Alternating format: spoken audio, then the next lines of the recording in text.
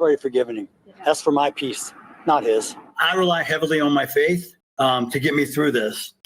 Like I said, people ask me, how can you forgive what to this other person? I said, I forgive the other person because the forgiveness is not for him. The forgiveness is for me, so I can have peace. His life is destroyed. My life is destroyed. This was not a race. His life is not destroyed. That kid's life is not destroyed.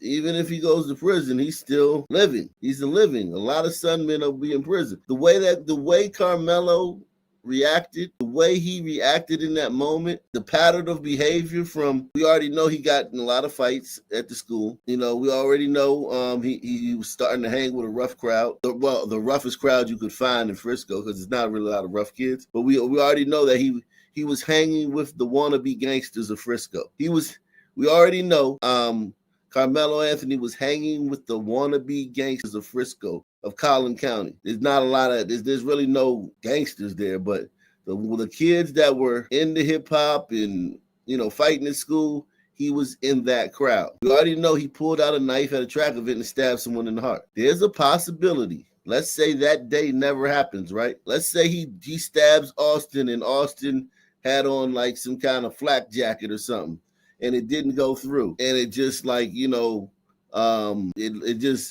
it just hit his flak jacket, and the flak jacket caught it, and he ran away, and they ran away. We never heard about it, right? With that type of behavior, this is the thing about it. That type of behavior is indicative of character. So Carmelo may have ended up in prison on another charge in the future. He may have done something else in the near future that ended him up in prison. So when Jeff Metcalf says, oh, his life is destroyed, if this boy was going down a path and he was behaving a certain way, aggressively and violent, even if he hadn't killed your son, he may have ended up in prison or jail for something else. So his life really is not destroyed. His life being destroyed would be if this was an aberration. If this was an aberration, if he got drunk or he was texting while driving and he killed somebody, and it's like, oh shit, he's a good person, but he just, did something stupid, texting while driving and killed somebody, and now he's going to jail. That's his life being destroyed. But him being aggressive and confrontational, that type of behavior leads to prison. So